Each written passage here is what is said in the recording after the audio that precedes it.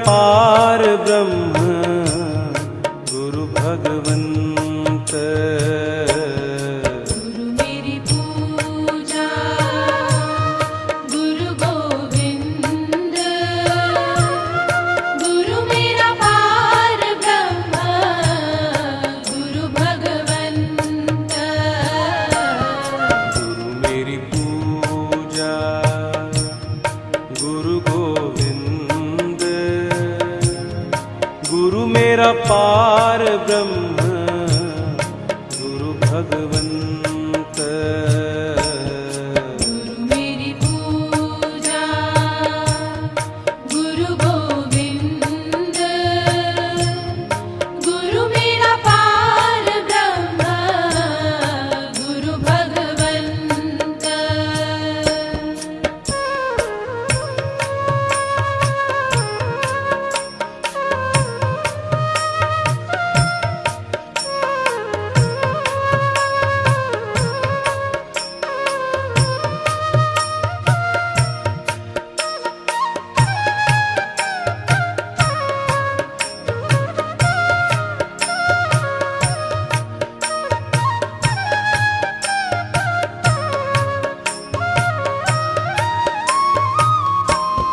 गुरु मेरा देव अलख अभेव, गुरु मेरा देव अलख अभेव। सर्व पूज चरण गुरु से। पड़ा घर की सुविधा, आवश्यकता जीवन की, व्यक्ति और परिवार सुखी हो, स्वतंत्रता तब ही सच्ची, मानवता के लिए उषा की किरण जगाने वाले हम, मानवता के लिए उषा की।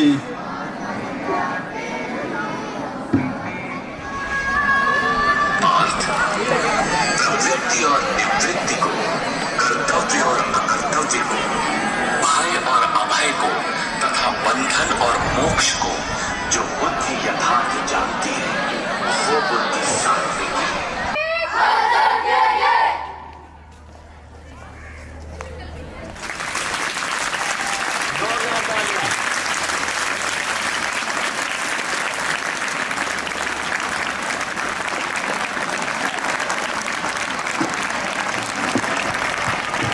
ये जो बच्चे अभी इधर उधर विचरण कर रहे हैं, आकर अपना स्थान ग्रहण कर लें। और हमारे आदरणीय अनुरोध है कि मां सरस्वती के चरणों में पुष्प अर्पित कर आइए।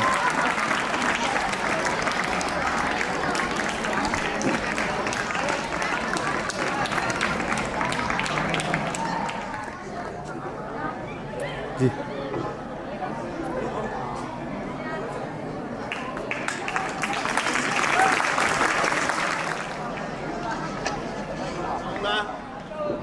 अपने मुख्य अतिथि महोदय से हमारे बीच माननीय उच्चतम न्यायालय के वरिष्ठ अधिवक्ता श्री दुर्विजय सिंह जी उपस्थित है, जो आज मुख्य अतिथि के रूप में हमारे बीच हैं। मैं जोरदार तालियां हमारे मुख्य अतिथि के लिए। हम लोग साथ के साथ ही कर लेंगे। व्याख्यान किया कि जो मनुष्य इस परम रहस्य युक्त गीता के उपदेश को मेरे भक्तों में कहेगा वह निसंदेह मुझे ही प्राप्त होगा, जो सुनेगा वह श्रेष्ठ लोगों को प्राप्त होगा, और जो अध्ययन करेगा उसके द्वारा मैं ज्ञान यज्ञ से पूजित होऊंगा। इसी क्रम में हमारे विद्यालय में गत 15 अक्टूबर को एक यथार्थ गीता अध्याय 2 श्लोक वाचन प्रतियोगिता का आयोजन किया गया था, जिसमें कुल मिलाकर 18 प्रतिभागियों ने प्रतिभाग किया था। 3 विद्यालय थे, राखी पब्लिक स्कूल, विद्या मंदिर मंसूरपुर और श्री अरविंद इंटर कॉलेज पुरा। इन तीनों विद्यालय के 18 प्रतिभागी उसमें सम्मिलित हुए थे, जिसका पुरस्कार अलंकरण समारोह आज 14 नवंबर बाल दिवस के शुभ अवसर पर आयोजित किया जा रहा है। राखी पब्लिक स्कूल, इनके लिए जोरदार तालियां। अभी अपने स्थान पर ही बैठेंगे। द्वितीय स्थान पर बहन गौरी, जो द्वितीय स्थान था, राखी पब्लिक स्कूल से है ये गुड़िया भी हमारी। और तृतीय स्थान पर वंदना, ये श्री अरविंद इंटर कॉलेज पूरा आप ही के विद्यालय से है। इन 3 बच्चों ने प्रथम, द्वितीय व तृतीय स्थान प्राप्त किए थे। अब सर्वप्रथम मैं सरस्वती वंदना के बच्चों को आमंत्रित करना चाहूंगा कि वे आए और मां सरस्वती का वंदन करें। उपस्थित हो चुके हैं, थोड़ा सा देर से आए पर आपका हार्दिक स्वागत है।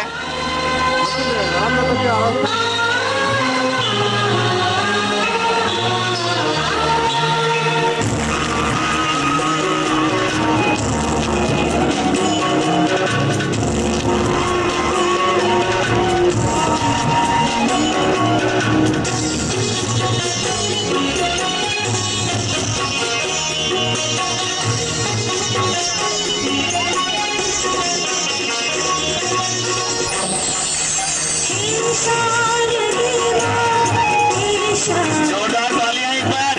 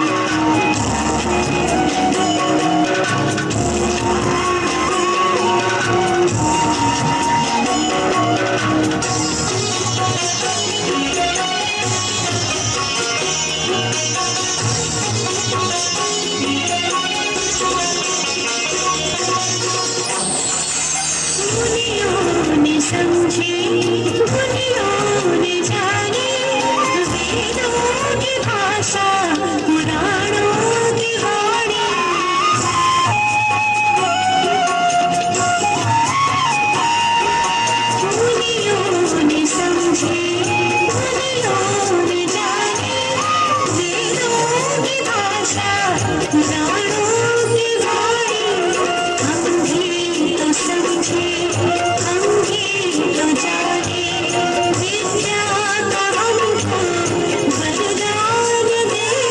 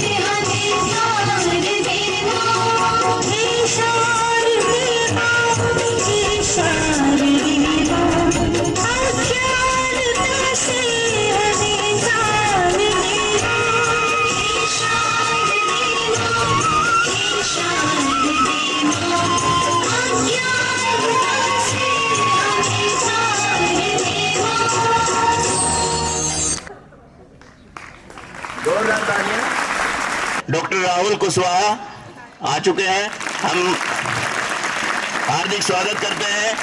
और साथ में जिला मुजफ्फरनगर के जो खेल प्रभारी हैं श्री सत्यकांत तोमर जी, वो भी हमारे बीच में हैं। अपना स्थापन कर उनका स्वागत करें। और ऐसे अध्यक्ष का स्वागत करता है, तो मैं विजय तालियां बच्चों। अब मैं मैडम से अनुरोध करूंगा कि जो स्वागत गीत की बच्चियां हैं उन्हें मंच पर भेजें, गायन वाली भी और नृत्य वाली। खुशियाँ लुटाई सारी, इज़हार हो हमारा, स्वागत श्री चरण में, स्वीकार हो हमारा।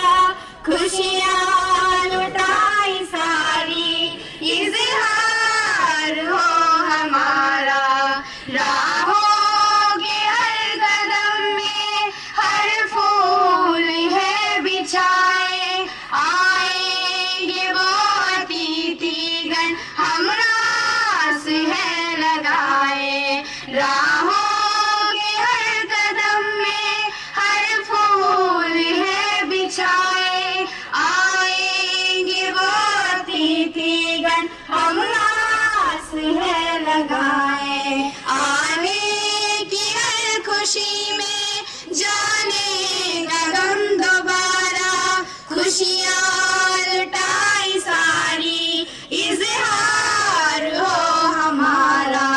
आने की हर खुशी में जाने का गम दोबारा, खुशियाँ लुटाई सारी, इज़हार हो हमारा।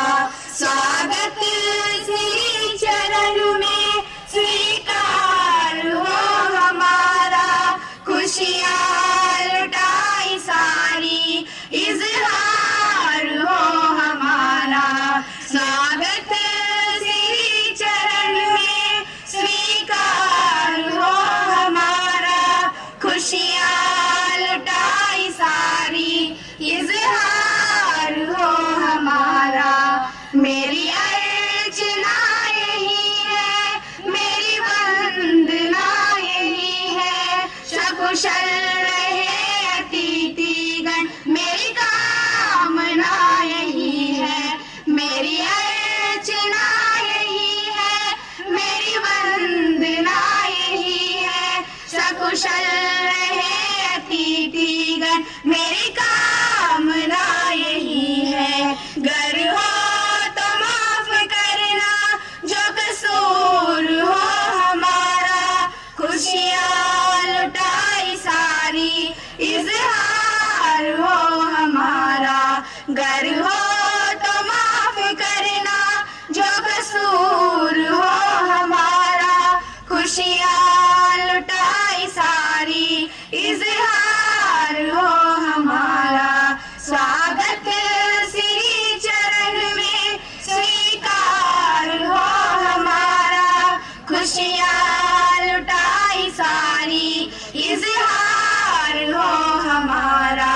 स्वागत श्री चरण में, स्वीकार हो हमारा। खुशियाँ लुटाई सारी, इज़हार हो हमारा। इज़हार हो हमारा, इज़हार हो हमारा।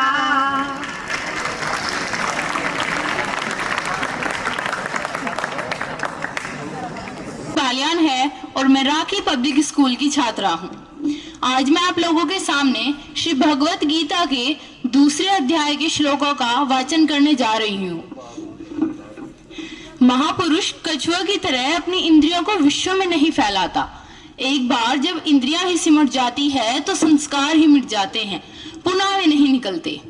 पूज्य महाराज जी इस विषय में एक घटना बताया करते थे। गृह त्याग से पूर्व उन्हें 3 बार आकाशवाणी हुई।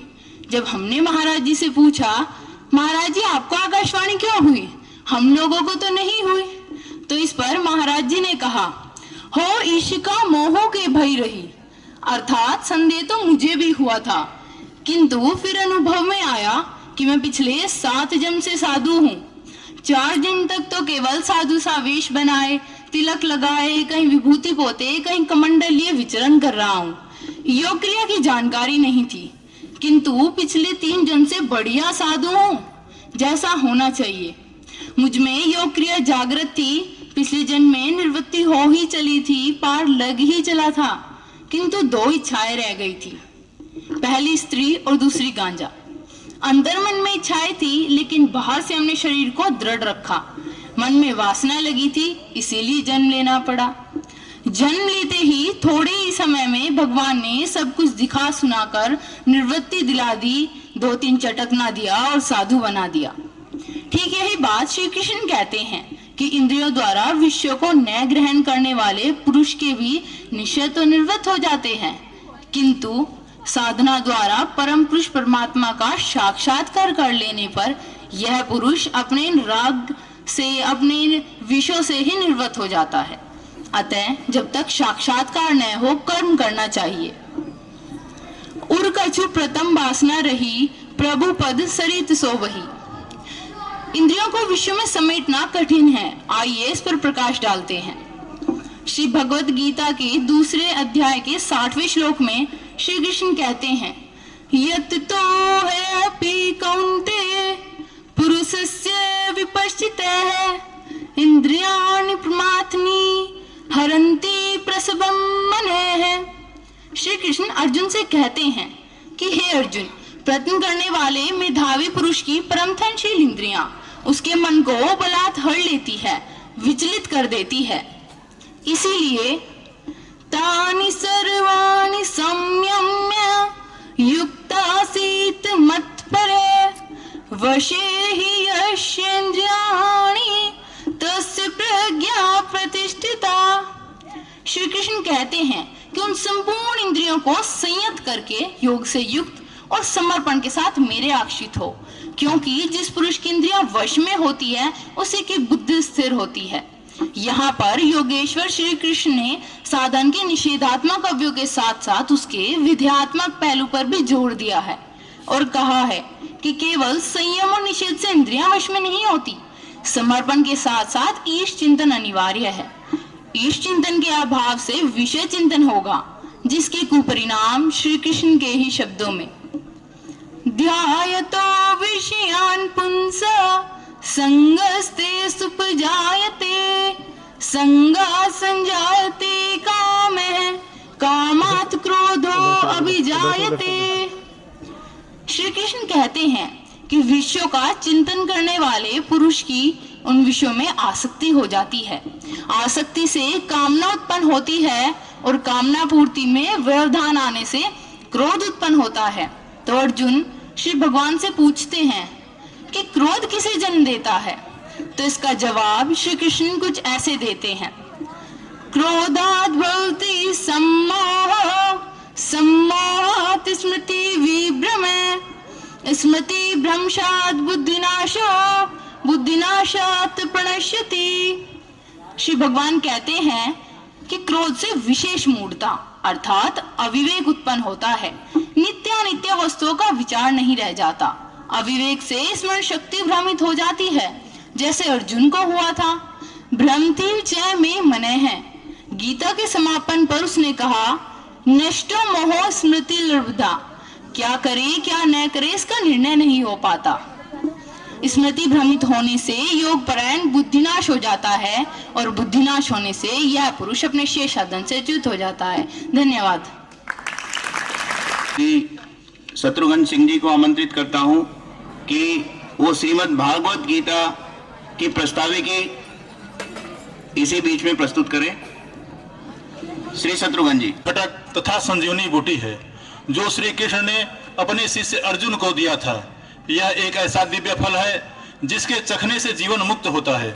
5200 वर्षों के लंबे अंतराल के बाद परमहंस स्वामी अड़गड़ानंद महाराज ने श्रीमद् भगवद गीता की शाश्वत एवं सुबोध व्याख्या यथार्थ गीता के रूप में किया है। स्वामी जी की शैक्षिक उपाधियां तो कुछ भी नहीं है, लेकिन सद्गुरु कृपा से पूर्णत्व प्राप्त कर मानवता के कल्याण में रत हैं।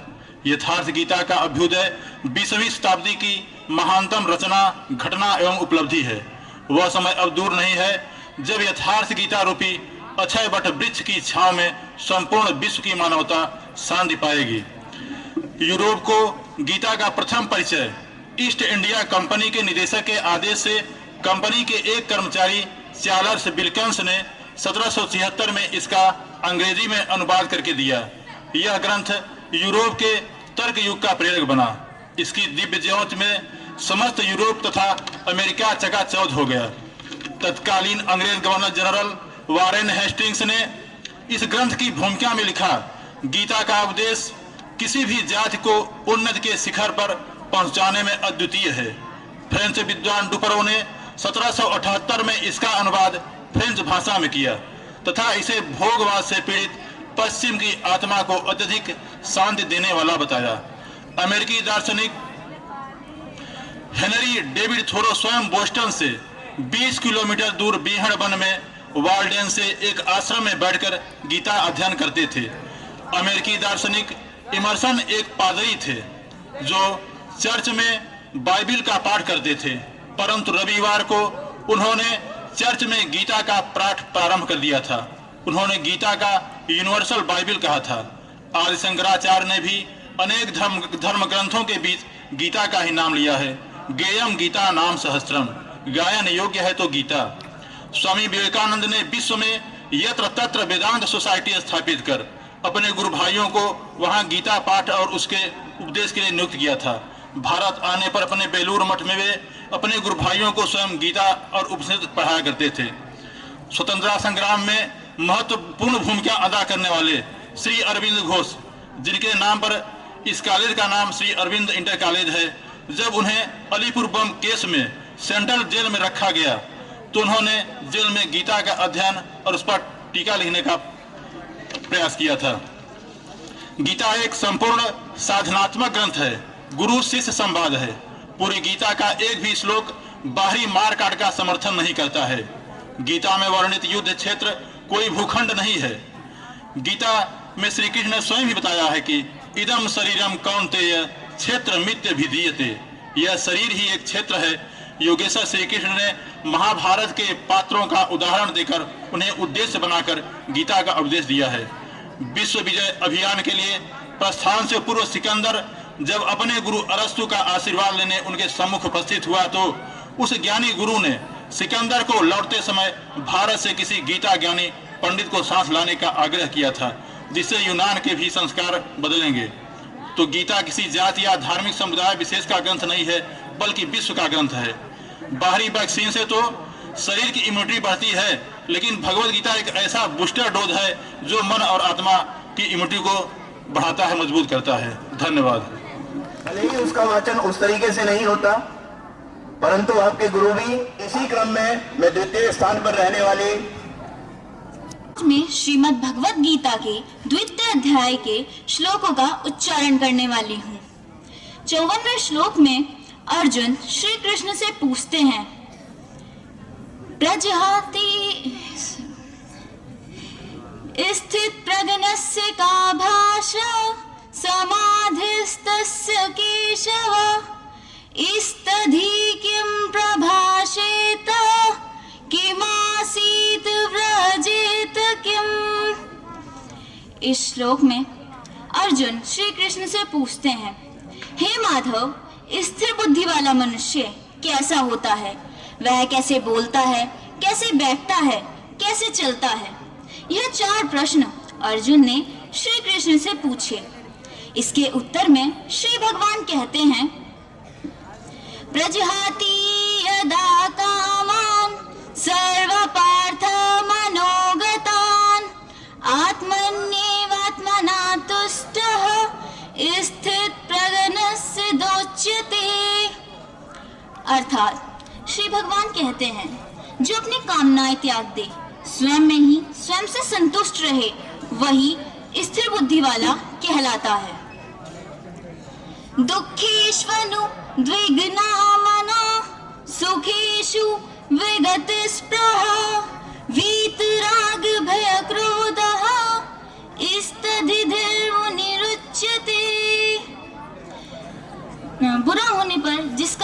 दुखी ना हो। अच्छा होने पर जिसका मन शांत रहे वही स्थिर बुद्धि वाला मनुष्य है।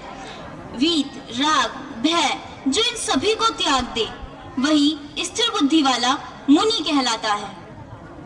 यह सर्वत्र नाभिस्नेहस्तत् तत्प्राप्य शुभाशुभम् नभिनन्दति न तिष्ठति तस्य प्रज्ञा प्रतिष्ठिता। शुभ हो या अशुभ, अच्छा हो या बुरा, जो सभी को एक समान देखता हो वही स्थिर बुद्धि वाला कहलाता है। उसी की बुद्धि स्थिर होती है। यदा संहार्ते चायं कर्मांगणनीव सर्वसा इंद्रियाणि इंद्रियार्थेभ्यस्तस्य प्रज्ञा प्रतिष्ठिता।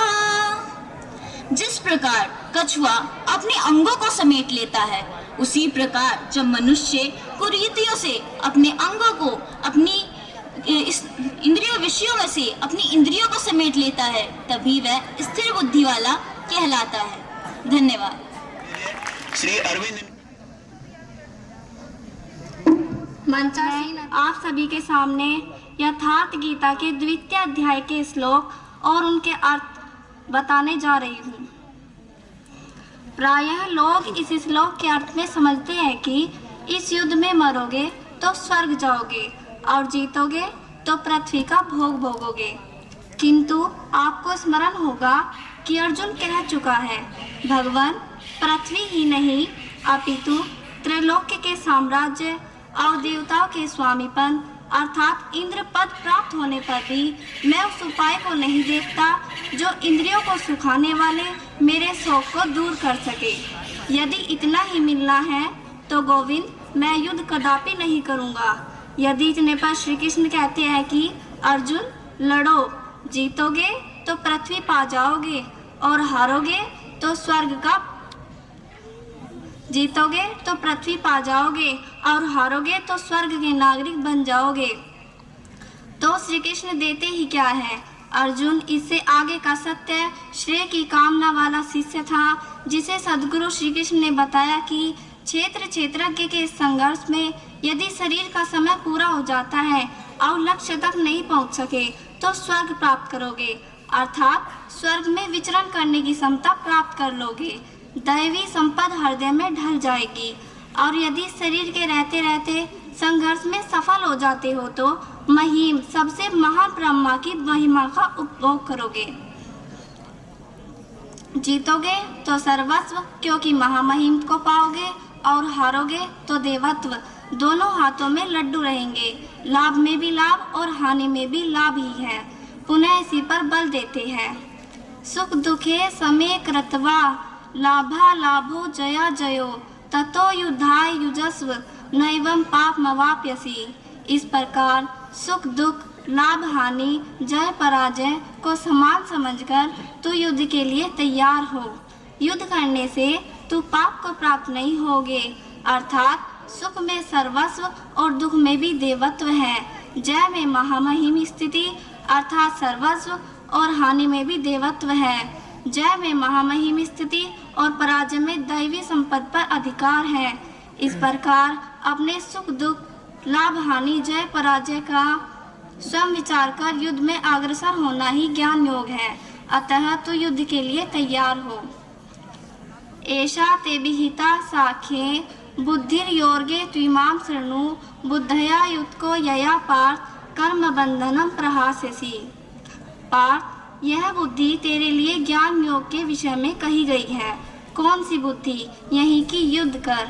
ज्ञान योग में इतना ही है कि अपनी हस्ती को देखकर लाभ हानि का भली प्रकार विचार करके कि जीतेंगे तो महामहिम स्थिति और हारेंगे तो देवत्व। जय में सर्वस्व और पराजय में भी देवत्व है। इस दोनों तरह लाभ है। युद्ध नहीं करेंगे तो सभी हमें बुरा कहेंगे, भय से उपराम हुआ मानेंगे, अपकीर्ति होगी। इस प्रकार अपने अस्तित्व को सामने रखकर स्वयं विचार कर युद्ध में अग्रसर होना ही ज्ञान योग है। अतः तू युद्ध के लिए तैयार हो। प्रायः लोगों में भ्रांति है कि ज्ञान मार्ग में कर्म नहीं करना पड़ता।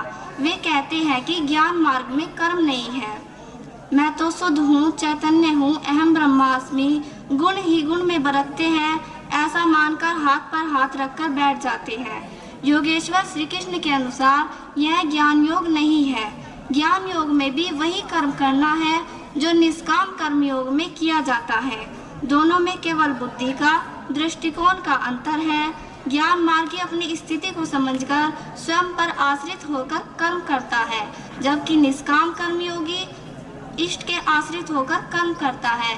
करना दोनों मार्गों में है और वह कर्म भी एक ही है जिसे दोनों मार्गों में किया जाना है। केवल कर्म करने के दृष्टिकोण दो है। नेहा विक्रम नाशोऽस्ति प्रत्यवायो न विद्यते स्वलपमपस्य धर्मस्य त्रायते महतो भयात्। इस निष्काम कर्म योग में आरंभ का अर्थात बीज का नाश नहीं होता, सीमित फल रूपी दोष नहीं है। इसलिए इस निष्काम कर्म का, इस कर्म से संपादित धर्म का थोड़ा भी साधन जन्म मृत्यु रूपी के महान भय से उद्धार कर देता है। धन्यवाद। कुरु कर्माणि संघं त्यक्त्वा धनंजय सिद्ध्य सिद्ध्यो समो भूत्वा समत्वं योग उच्यते, समत्वं योग उच्यते। इस श्लोक में कृष्ण अर्जुन को कहते हैं, हे अर्जुन, तू आसक्ति को त्याग दे तथा सिद्धि और असिद्धि में समान भाव वाला होकर योग में स्थित हुआ कर्म को कर, क्योंकि यही सब समत्व योग कहलाता है। दूरेण है वरम कर्म बुद्धि योगा धनंजय बुद्धौ शरणमन्विच्छा कृपणः फल हेत्वः। इस श्लोक में कृष्ण अर्जुन को कहते हैं कि जो लोग कर्म के फल की इच्छा को छोड़कर निष्काम कर्म करते हैं वो पाप और पुण्य से मुक्त हो जाते हैं, और जो लोग फल की कामना करते हैं उन्हें हमेशा असफल होने का डर लगा रहता है, जिसके कारण वे अपने कर्म को अच्छे से नहीं कर पाते, और अगर वो सफल हो भी जाते हैं तो उसमें ही उलझ जाते हैं। इसलिए हमें बुद्धि योग की शरण में आना चाहिए।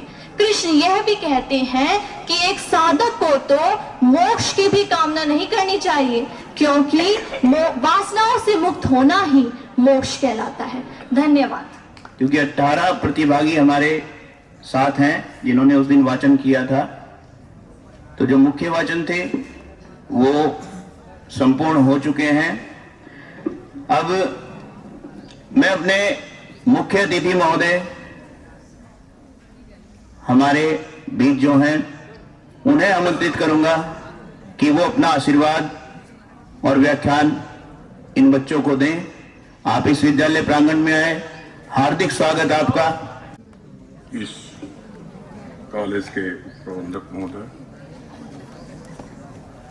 प्रिंसिपल साहब, रेखा इंटरमीडिएट कॉलेज के प्रिंसिपल साहब,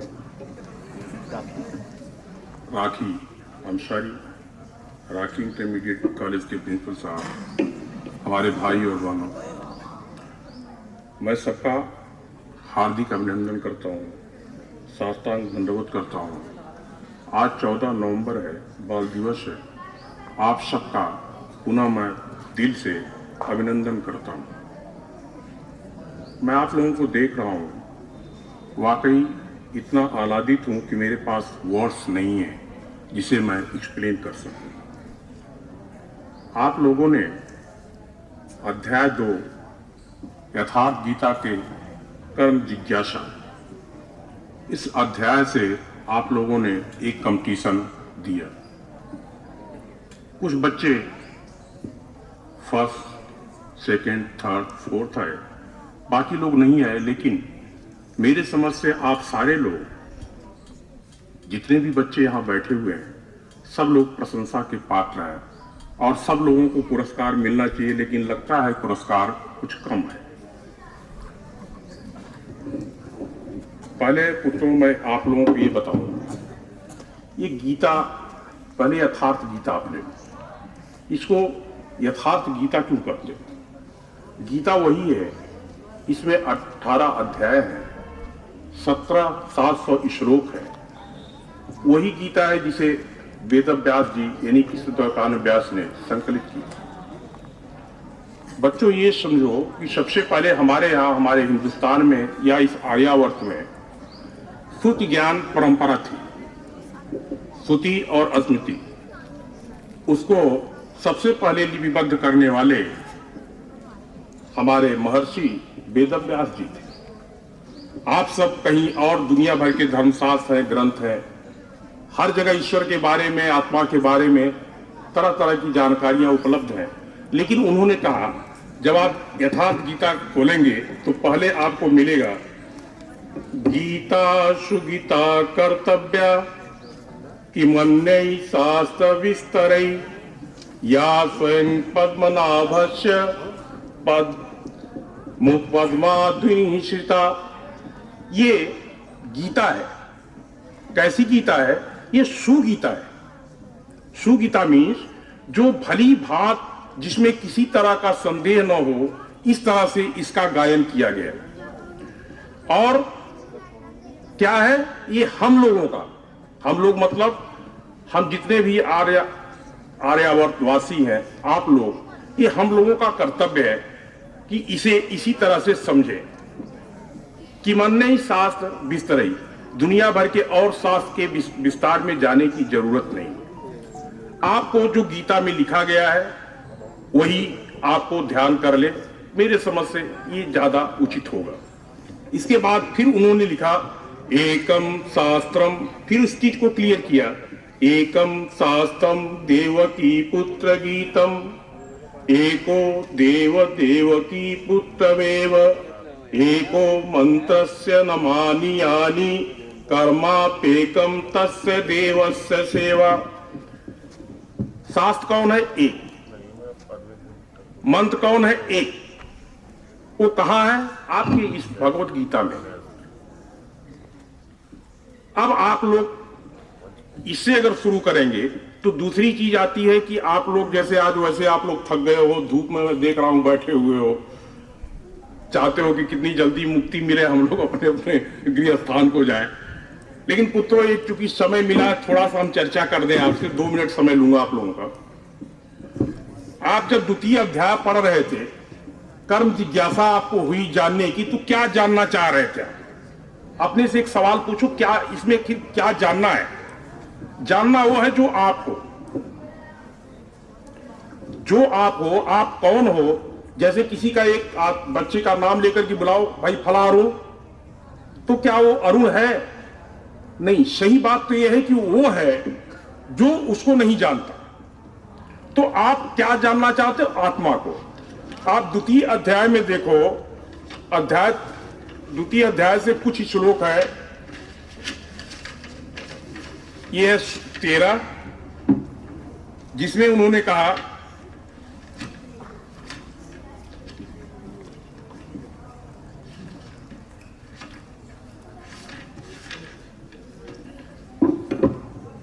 देहिनो अस्मिन् यथा देहे कौमारम यौवनम जरा तथा देहांतर प्राप्तिर धीरस्तत्र न मुह्यति।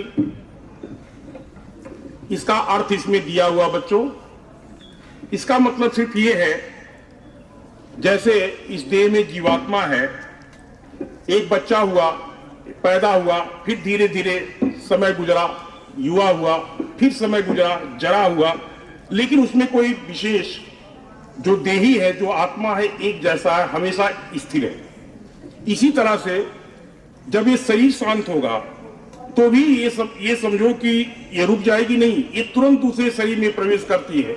इसीलिए इसको क्लियर करने के लिए गीता में कहा न जायते म्रियते वा कदाचित नायम भूत्वा भविता वा न भूयः अजो नित्य शाश्वतो अयम पुराणो न हन्यते हन्यमाने शरीरे। ये आपकी आत्मा क्या है? ये जायते नहीं है, इसका जन्म नहीं होता। ये म्रियते भी नहीं है, इसकी मृत्यु भी नहीं होती।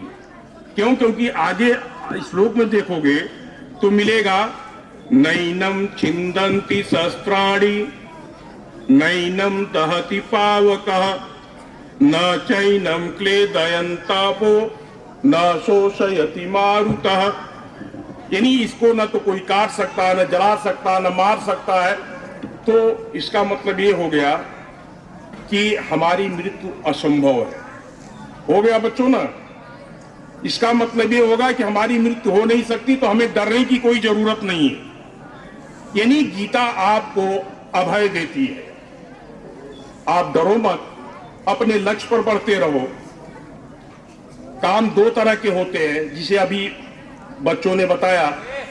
दो तरह के कर्म होते हैं, एक सकाम होता है, एक निष्काम होता है। सकाम जैसे आप लोग पढ़ रहे हो, पढ़ने के बाद रिजल्ट की इच्छा होती है, सकाम हो गया। निष्काम वो होता है जब आप कर्म करते हो, फल की इच्छा मत रखो, निष्काम हो गया। गीता में भी ये भी लिखा हुआ। तो मैं आप लोगों से जो निवेदन कर रहा हूं, इतना ही निवेदन कर रहा हूं कि आप लोगों को जब समय मिले बच्चों, तो आप लोग इस यथार्थ गीता को यहाँ उपलब्ध है, आप लोग ले करके 3-4 बार इसका अध्ययन जरूर कर लें। फिर अपने मोहल्ले में अपने बड़े बुजुर्गों को भी देते जाएं, लोग पढ़ लें। ठीक है? आप लोगों को ठीक लगेगा? ये नहीं ठीक लगेगा? पुस्तक मिल जाएगी, आप घर में पढ़ोगे तो नहीं अच्छा है। तो आप लोग इसका अध्ययन कर लेना। और इसके साथ दूसरा आप लोगों का, क्योंकि आप ही हो जो हमारे देश के कर्णधार हो, आप ही हो जो हमारे देश के भाग्य विधाता हो। ये वो नौजवान पीढ़ी है जिसे बाद में हिंदुस्तान का भार संभालना है। तो दूसरी चीज याद रखना कि आप उस गौरव को, अपने पुरानी थाती को संभालो, उसको सजो और उसको आगे बढ़ाओ। इसी के साथ मैं पुनः आप लोगों को धन्यवाद संज्ञापित करता हूं और अपने वाणी को विराम देता हूं। परम आदरणीय प्रबंधक महोदय, राठी पब्लिक स्कूल से आए हुए हमारे प्रधानाचार्य जी और माध्यमिक शिक्षक संघ के जिला अध्यक्ष श्री राहुल कुशवाहा जी, जिला क्रीड़ा अधिकारी श्री सत्यकाम तोमर जी, इन सबका अपने विद्यालय में हम हार्दिक अभिनंदन करते हैं। आज इस बाल दिवस के शुभ अवसर पर जो ये प्रयास किया गया है निष्काम भाव का, ऐसा नहीं है कि आज कर्म नहीं है। जिस दिन कर्म बंद हो जाएगा, संसार की गतिशीलता समाप्त हो जाएगी। कर्मशील सभी हैं। गीता में केवल ये गाइडलाइन दी गई है कि कर्मशील तो सभी हैं, सभी कर्म करते हैं, अपना चुनाव स्वयं करते हैं जो है। लेकिन गीता में हमें केवल गाइड किया गया है कि हमें कर्म कैसा करना चाहिए। अगर उस गाइडेंस को हम मन से, विचार से, मनसा वाचा कर्मणा, मन, विचार और कर्म तीनों से स्वीकार कर ले, तो इसमें कोई दो राय नहीं है कि न केवल भारत बल्कि पूरे विश्व का कल्याण इसी गीता में निहित है। जितने हमारे परस्पर द्वेष हैं, परस्पर जो समस्याएं हैं, उन सब का निदान एकमात्र गीता का अध्ययन है। लेकिन स्वच्छंद भाव से, पवित्र मन से अगर हम गीता का अध्ययन करें, तो जो भगवान श्री कृष्ण ने कहा है, निष्काम भाव से, हम सभी कर्मशील हैं, लेकिन इसमें से जो भी कर्मठ हैं, कर्मशील हैं, उसमें से योगी कितने हैं जो है, वही कर्म योग की ये बात करते हैं। जो योगी होगा वो निष्काम भाव का होगा, उसके अंदर किसी प्रकार की कोई फल की चिंता या कामना नहीं होगी, उसकी इंद्रियां किसी भी वासना से युक्त नहीं होगी, उन सब चीजों से वो मुक्त रहेगा और केवल कल्याण के विषय में सोचेगा। गीता का केवल यही यथार्थ रूप है कि हम निष्काम भाव से लोक कल्याण के लिए लोक संग्रह करें, निष्काम भाव से लोक कल्याण के लिए लोक संग्रह करें। इसी में जो है संसार का और हमारे समाज का कल्याण है। और जितने भी द्वंद्व हैं हमारे संसार में, हमारे समाज में, जो भी द्वंद्व है, अगर उन द्वंद्वों को देखें, उन सब का निदान गीता में है जो है। तो आज सभी कर्मशील है, इसमें कोई दो राय नहीं है, लेकिन निष्काम भाव से कर्म करने वाले विरले ही दिखेंगे। और जो दिखते हैं, जिन्होंने निष्काम भाव से कर्म किया है, चाहे वो हमारे स्वतंत्रता संग्राम सेनानी हो, उन सबको ये चिंता नहीं थी। भगत सिंह थे, चंद्रशेखर आजाद थे, बाल गंगाधर तिलक जी थे, उन्हें ये चिंता नहीं थी। आज ये जो हम फांसी पे चढ़ रहे हैं, कल क्या होगा क्या नहीं होगा। आज हमने अगर कोई अपनी भारत माता को आजाद कराने के लिए किसी भी प्रकार का कोई अगर कर्म किया है, उसका फल क्या होगा। लेकिन आज देखिए, उनके निष्काम भाव से किए हुए कर्म फलित हुए और हमारी भारत माता आजाद हुई जो है। तो अगर हम किसी भी कर्म को सकाम न करके निष्काम भाव से करेंगे और लोक कल्याण करके लोक संग्रह करेंगे, निश्चित रूप से विश्व का कल्याण होगा। और इसी में विश्व के कल्याण में अब हमारा भी कल्याण निहित है। जब तक ये नहीं देखेंगे, सबके कल्याण में, सबकी भलाई में अपनी भलाई जब तक हम नहीं खोजेंगे, तब तक हमारे संसार में समस्याओं का कोई समाधान नहीं हो सकता है। अगर हम अपने भाव को बदल दें, अपने कर्म को बदल दें, तो निश्चित है कि न केवल भारत बदलेगा, बल्कि पूरा विश्व बदलेगा। और संसार में जो युद्ध के नाम पर सकाम कर्म के, ये जो युद्ध है सकाम कर्म का परिणाम है। चाहे वर्तमान समय में आप देखिए गीता की प्रासंगिकता, उसमें क्या है, श्री कृष्ण ने कहा है 3 शब्द है अहम, केवल मात्र अहम का युद्ध है। और वो किससे है? वो अहम आपका है, आपका ही आपसे युद्ध है। और उसी में अगर ये गीता का ज्ञान मिल जाए तो आप समझ लीजिए निष्काम भाव से अपने कर्म करेंगे और सभी के कल्याण में अपना कल्याण जिस दिन देखने लगेगा हर व्यक्ति संसार का, उसी दिन इस विश्व का कल्याण होगा।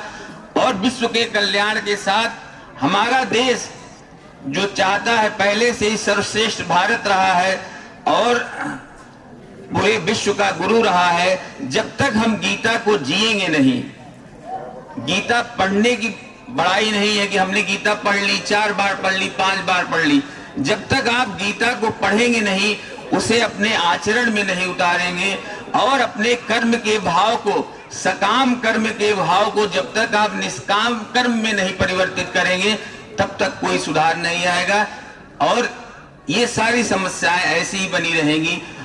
और आप ही लोग देश का भविष्य हो, ये हमारी ही धरोहर है, हमारे ही ऋषि मुनियों के द्वारा, तप द्वारा प्राप्त की गई है। भगवान श्री कृष्ण ने साक्षात कहा है, तो इसे स्वीकार करने में कोई नुकसान नहीं है।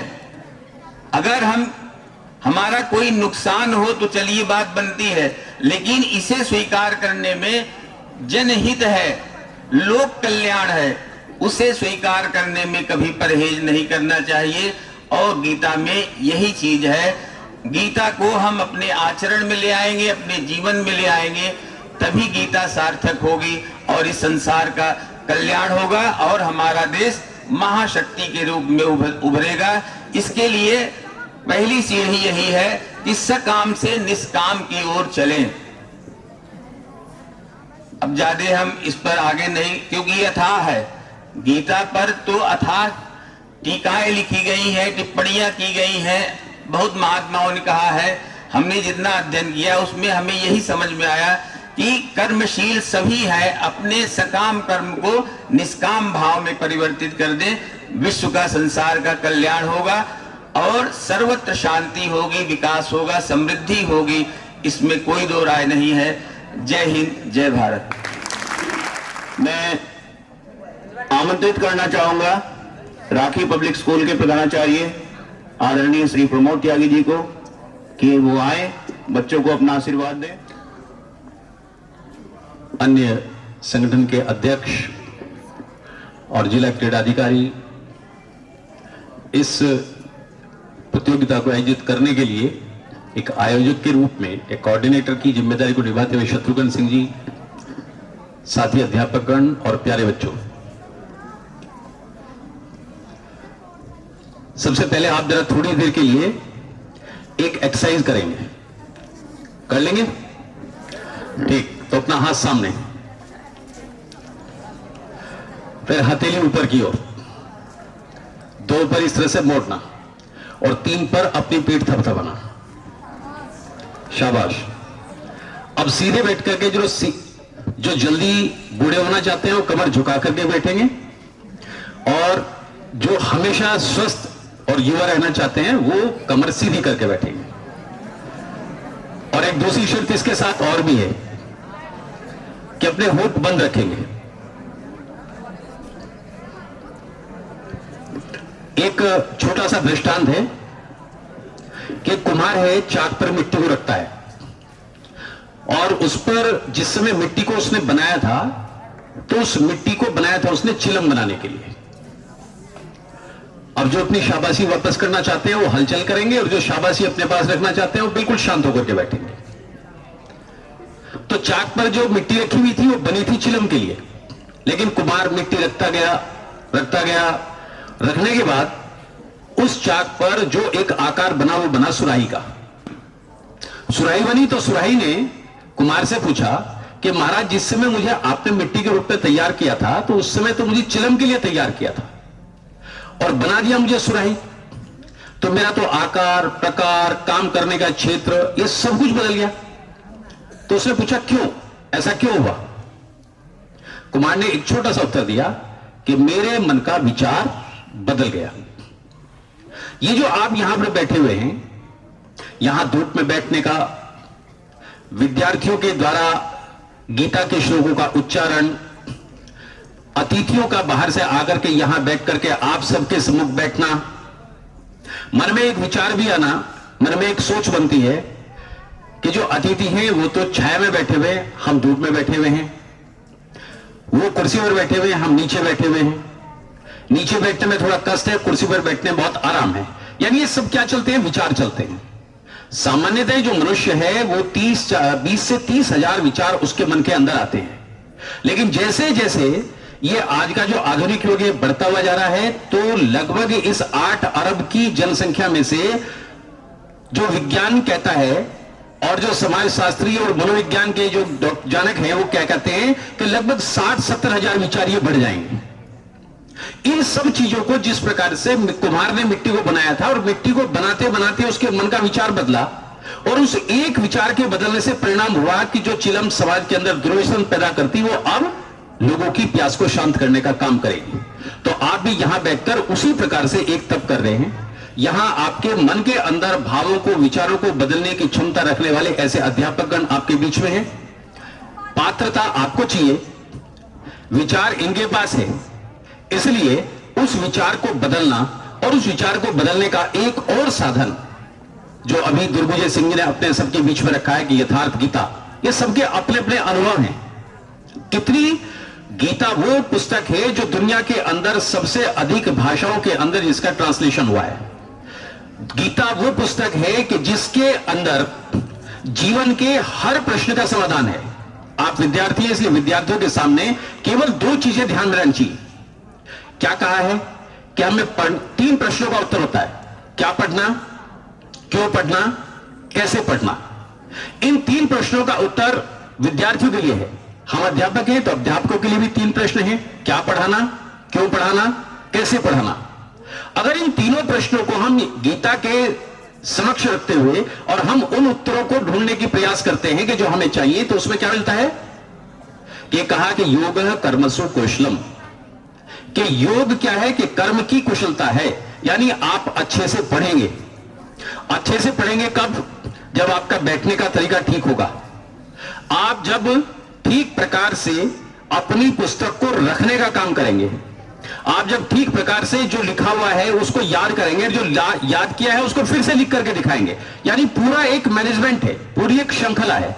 इसलिए आज के इस कार्यक्रम में, चूंकि हमारी एक सीबीएसई की वर्कशॉप है, उसमें टीचर्स और बच्चों को भी इसमें जाना है, तो आप सबको एक बात के लिए मैं पुनः शाबाशी देना चाहूंगा कि आप जिस प्रकार से यहां पर बैठे हुए हैं, तो ये भी एक अपने आप में तपस्या है। और इस तपस्या के लिए आपके साथी अध्यापकों ने, आपको पढ़ाने वाले और हमारे साथी अध्यापकों ने आपके मानसिक रूप से आपको तैयार किया है, वो और आप सभी साधुवाद हैं। सभी के लिए एक धन्यवाद है, आभार है। आप सबने मुझे इस योग्य समझा कि मैं भी कुछ बच्चों के सामने बात कर सकूं। इसके लिए आयोजक मंडल का आभार और आप सभी विद्यार्थियों के प्रति भी कि इस दिन फिर अगर अवसर मिला तो आपके साथ इस विषय में बातचीत करेंगे। केवल और केवल एक विषय कहकर के अपनी बात पूरी कर रहा हूं कि जिस प्रकार से कहा योग कर्मसु कौशलम, कर्म की कुशलता जो आपको करना है। कर्म कैसे करना कि योगस्थ को कर्माणी, कि योग में स्थित होकर के। ये योग क्या है तो शांति में स्थित होकर के, यानी हम इस बाहरी जगत से और एकांतरिक जगत दोनों में बिल्कुल एक स्थित होकर के, समभाव में स्थित होकर के हम कर्म करते हैं तो वही कर्म हमारा कुशलता का कर्म बन जाता है। आप सबके अंदर ईश्वर वो कुशलता प्रदान करे, आपके अंदर उस योग को सहन करने की, अपने अंदर धारण करने की शक्ति, क्षमता, बुद्धि, विवेक, ये साहस आप सबको प्राप्त हो। हम अध्यापक गणों को भी आप सबको वो सद्गुण देने की क्षमता हम सबको प्राप्त हो, ऐसा निवेदन करते हुए उस परम तत्व को प्रणाम करते हुए और आप सबके आभार व्यक्त करते हुए अपनी बात को पूरी करता हूं। धन्यवाद।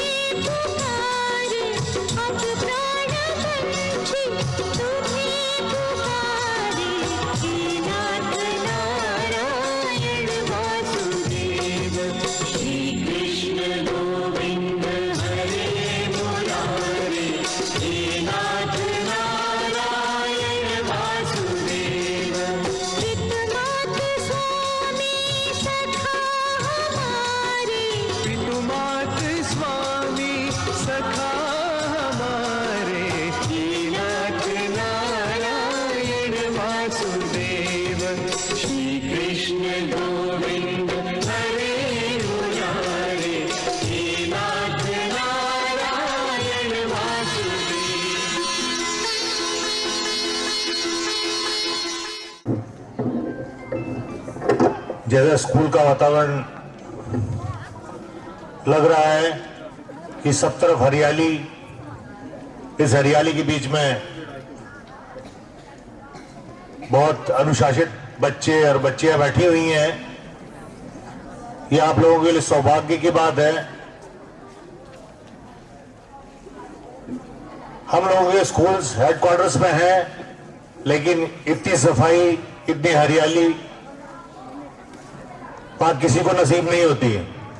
आप अपने आप को भाग्यशाली समझें, इतने सुंदर कॉलेज में आप लोग शिक्षा ग्रहण कर रहे हैं। और मैं यहाँ के प्रधानाचार्य का भी विशेष धन्यवाद दूंगा।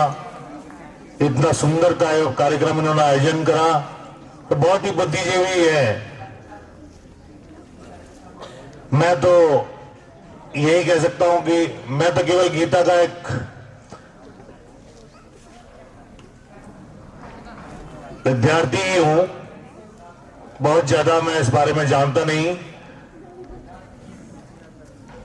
आदरणीय विजय त्यागी जी, इनका भी विद्यार्थी हूं मैं, क्योंकि मैं संघ में इनकी वजह से आया हूं और इन्होंने मुझे काफी मोटिवेशनल, और जो मेरे से सीनियर हैं उन्होंने काफी मुझे चीजें बताई है किस तरह से करना है। ये भी मेरे लिए सौभाग्य की बात है कि इस कॉलेज में आके मैं मंच पे मुझे मिला है, मंच पे स्थान मिला है। बहुत ज्यादा तो मैं ना समय लूंगा आपका, मगर मेरा आपसे निवेदन यही है कि बेटे बात सुनो, लड़के आप जितना भी हो कोशिश करें अपने पिताजी की जिस भी काम, जो भी काम आपके पिताजी कर रहे हैं, हल चला रहे हैं, जो भी काम कर रहे हैं, उसमें सहयोग करें। आपसे केवल एक वचन चाहता हूं, बहुत बड़ी चीज नहीं चाह रहा मैं आपसे। अगर आपको लगता है आपके घर में बड़े बूढ़े बैठे हैं, दादा दादी बैठे हुए हैं, तो आप देखें उनके कहने से पहले समझ जाएं कि वो पानी मांग रहे हैं। अगर वो स्वेटर में हाथ डाल रहे हैं इस तरीके से और स्वेटर उनका फंस रहा है, तो तुरंत जाके उनके हाथ को ठीक करके स्वेटर उन्हें पहनाने की कोशिश करें। मैं तो केवल इतना ही ज्ञान जानता हूं, और छोटी बच्चियों से भी यही बात बोल रहा हूं, अपनी मां का हाथ बटाएं, उसको अपनी नौकरानी न समझें। जब भी मौका मिलता है, जिस भी रूप में आप अपनी मां की सेवा कर सके, ये आपको आगे जाके प्राप्त नहीं होगा। बाद में याद आएगी मां कैसी होती है। आप जितना उसे प्यार कर सकते हैं, जितनी उसकी हेल्प कर सकते हैं, करिए। मैंने तो इतनी गीता पढ़ी है, वो जो ज्ञान मेरे पास था वो मैंने आपको दे दिया। बहुत बहुत धन्यवाद। जय भारत, जय माता। और प्रदेश उपाध्यक्ष श्री विजय कुमार त्यागी जी को आमंत्रित करना चाहूंगा कि वो भी आए और अपना आशीर्वाद बच्चों को दें। विजय कुमार त्यागी जी। इस गीता के अध्याय 2 के पुरस्कार अलंकरण समारोह में उपस्थित हमारे विद्यालय में मुख्य अतिथि महोदय, इस विद्यालय की जान, शान और कर्मयोगी हमारे परम आदरणीय श्री प्रबंधक महोदय जी, विद्यालय के आदरणीय प्रधानाचार्य जी, और हमारे विद्यालय में हमारे अतिथि रूप में पधारे मेरे छोटे भाई उत्तर प्रदेश माध्यमिक शिक्षक संघ के जिला अध्यक्ष श्री राहुल कुशवाहा जी, और जिला के क्रीड़ा प्रभारी बड़े भाई श्री सत्यकाम तोमर जी, मेरे विद्यालय के मेरा परिवार, मेरे सभी साथी अध्यापकगण, प्यारे बच्चों, ये यथार्थ गीता अध्याय 2 का जो कर्म जिज्ञासा प्रतियोगिता आयोजित की गई थी विद्यालय में, ये और भव्य आयोजित होती और ज्यादा विद्यालय आते, लेकिन शुरुआत हुई है ये क्षेत्र में, और उसका ये पुरस्कार अलंकरण समारोह आयोजित किया जा रहा है। बड़ा ही अच्छा लग रहा है और बड़ा सुंदर है। साथियों, अभी अभी बड़े वक्ता मुख्य अतिथि महोदय ने भी बात कही है, गीता के सार की बात हुई है, और राहुल भाई ने सीधी सच्ची बात बताई है, और अभी हमारे जो जिनकी छत्र छाया हम पर है, हमारे प्रबंधक महोदय भी हमें बताएंगे, आशीर्वचन देंगे इस चीज के बारे में। लेकिन ये सही कही है राहुल भाई ने कि आप अपने माता पिता की सेवा कर लें, यही गीता का सबसे बड़ा ज्ञान है। कर्म, आप देखिए कहीं भी किसी भी शास्त्र में कोई भी चीज देखिए, हर जगह यही लिखा है, कर्म ही पूजा है। आप कर्म की पूजा करें, कर्म आपका कोई भी है। राखी पब्लिक वालों ने भी, प्रधानाचार्य महोदय ने दृष्टांत सुनाया था एक कुम्हार का। ये चीजें सही है, आप केवल कर्म योगी बने, धर्म योगी बनने की आवश्यकता ही नहीं पड़ेगी। आपका कर्म आपको उस मुकाम पर पहुंचाएगा। आपकी जिज्ञासा जो भी होगी, आप मैं क्या हूं, ये भी आएगा। साथियों, प्यारे बच्चों, ध्यान से सुनो, एक दृष्टांत सुनाता हूं। सभी ने देखा, सुना है और पढ़ते भी हैं, मन चंगा कटौती में गंगा। ये सब पढ़ते हैं, सब देखते हैं, लेकिन ये आई कहां से, इसका सार क्या है, हुआ कैसे? ये हमारी धर्म नगरी काशी विश्वनाथ, वाराणसी, बनारस जिसे जानते हैं, वही काशी में रविदास नाम के जो जूते की दुकान करते थे, जूता बनाते थे, जो भगवान रविदास के नाम से प्रसिद्ध है, रैदास भी कह सके हैं, तो वो जूता बनाते थे, तो वो अपने कर्म को करते थे। अब काशी में पंडित बहुत थे जो गंगा स्नान करने जाते थे, सुबह शाम 3 टाइम वो अपना जूता बनाते रहते थे। और कटौती होती है जिसमें जो जूता बनाने वाला मोची अपना पानी रखता है। तो एक बार एक की शादी थी, उन्होंने जूते बनाने की साई ले ली। उनका एक परम मित्र था पंडित, उसने कहा कि कल एक बहुत बड़ा गंगा नहान है और कल आपको गंगा में स्नान जरूर करना है। अब वो पेश में पड़ गए कि वो साई जो ली थी जूता बनाने की, वो जूता भी सुबह ही देना था। अब उनके मन संकट उत्पन्न हो गया कि अगर मैंने काम ना किया रात भर और ये जूता ना तैयार किया तो इसकी शादी रुक जाएगी, क्योंकि शादी में से जूता जरूर पहनना। तो वो इस ओप की स्थिति में करूं तो क्या करूं, लेकिन उन्होंने कहा मेरा कर्तव्य ये है, मेरा कर्म यो है, तो मैं अपने कर्म को प्रथम रखूंगा। तो वो अपना जूता बनाने में लग गए। गंगा स्नान का टाइम आया, वो पंडित जी उनके पास आया, उसने कहा चलो गंगा स्नान करके आते हैं। उन्होंने कहा नहीं तुम कर आओ, मैं तो यही अपना ये काम कर रहा हूं। उन्होंने कहा नहीं चलो। उन्होंने कहा नहीं, गंगा मैया जब इच्छा होगी तो मुझे बुला लेगी। उन्होंने कहा ऐसी कौन सी बात है जो गंगा मैया आपको बुला लेगी, चलो। उन्होंने कहा तो फिर एक काम करो, तुम जा तो रही हो, मेरी तरफ से एक, उन्होंने कोडी बोलते हैं उसे, मतलब एक सफेद सी देखी होगी तुमने, बैलों के गले में पड़ी रहती है, एक वो कोडी निकाल के उसे दे दी कि जाके गंगा मैया को दे देना और कह देना कि उसने भेजी है रविदास। और हाँ, देना जब वो हाथ फैला कर ले। पंडित को बात बड़ी अजीब लगी, लेकिन उसने जब ये बात कही तो वो चले गए। और जब गंगा में स्नान किया और स्नान करने के बाद पंडित जी ने कहा कि गंगा मैया ये उसने, रविदास जी ने ये भेजा आपके लिए और इसे आप ग्रहण करें। तो एक गंगा में से हाथ निकला, वो हाथ निकला तो उन्होंने वो उस पर रख दी और वो लेकर अंतर ध्यान हुए। और फिर एक हाथ निकला और एक सोने का कड़ा लाकर उस पंडित के हाथ में रख दिया। अब पंडित उस सोने के कड़े को लेकर आ गया, बड़ा देवी शक्ति का कंगन था, बड़ा विचित्र था, उसके मन में लालच जाग गया और वो सीधा लेकर अपने पास आ गया। और फिर उसके मन में जिज्ञासा हुई क्यों न ये राजा की भेंट चढ़ा दूं, मैं ये राजा को दे दूं और राजा को देने से मुझे इनाम मिलेगा। अब वो राजा को उसने कंगन दे दिया जी, मैं गंगा स्नान गया था और गंगा मां ने मुझे कंगन दिया है, ये मैं आपको भेंट कर रहा हूं। राजा बड़ा खुश हुआ, उसे उपहार दिया और वो उस राजा ने अपनी रानी को दे दिया। अब रानी के मन में जिज्ञासा उत्पन्न हुई, जब कुछ दिमाग ये बहुत सुंदर है तो मुझे इसका दूसरा भी चाहिए।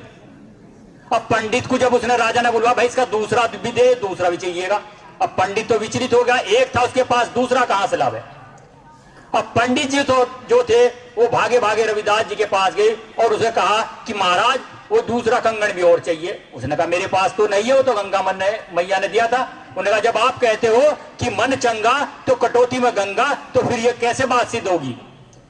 तो उसने कहा ठीक है। तो उन्होंने अपनी उसमें जो कटौती जिसमें पानी रखते हैं, जूते गार्ड बनाने वाला, उसमें हाथ फिराया और एक कंगन निकाला और वो उसके हाथ पर रख दिया। तात्पर्य ये है, अगर आप अपने कर्म के पथ पर चलेंगे, कर्तव्य के पथ पर चलेंगे, तो आपको किसी पूजा की आवश्यकता नहीं पड़ेगी। यही गीता कहती है, कर्म योगी बने। और कर्म की जिज्ञासा यही है कि कर्म है क्या।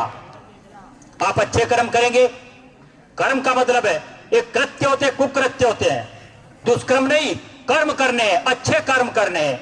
और ये सबसे बड़ी बात है, आपका जो गीता का जो राहुल जी ने कही है कि माता पिता के चरणों में ही सब कुछ है।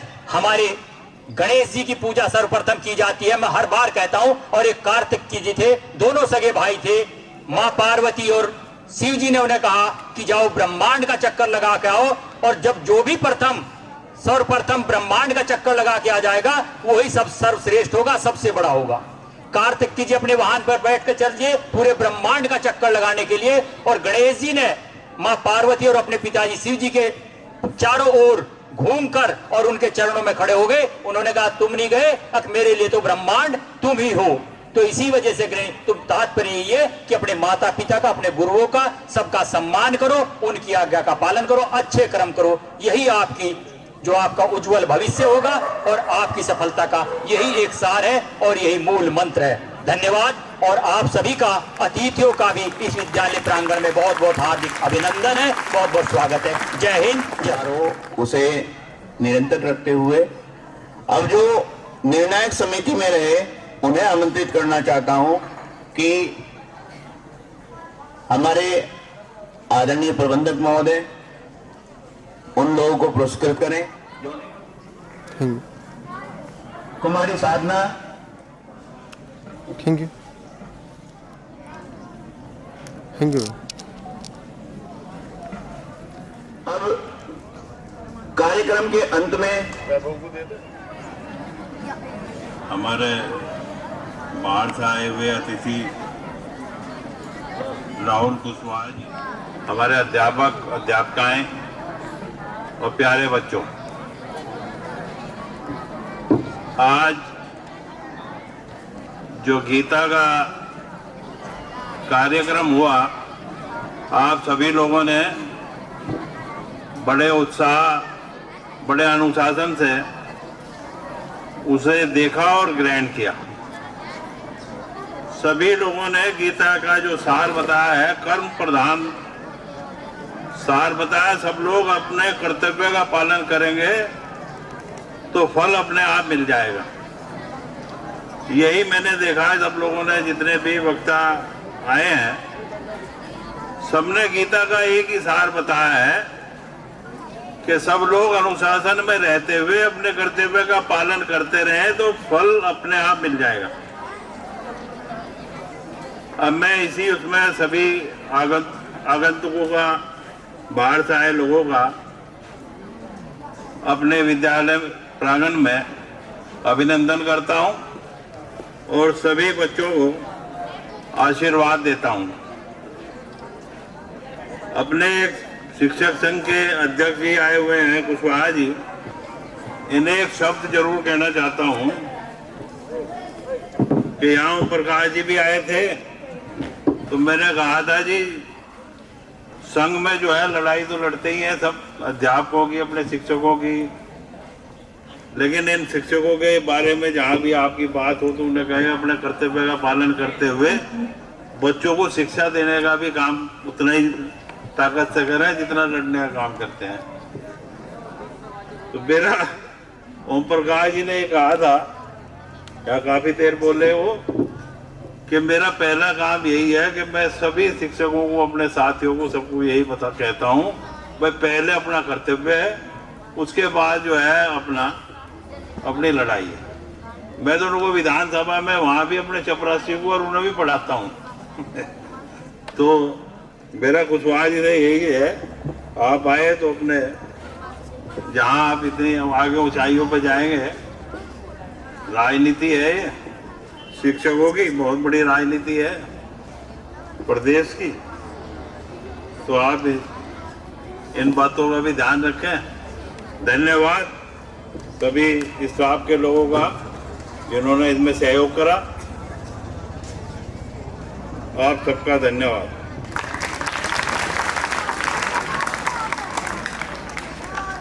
अब मैं आदरणीय प्रधानाचार्य जी, सारे तीरथ धाम आपके चरणों में, हे गुरुदेव प्रणाम आपके चरणों, सारे तीरथ धाम आपके चरणों में, हे गुरुदेव प्रणाम आपके चरणों में।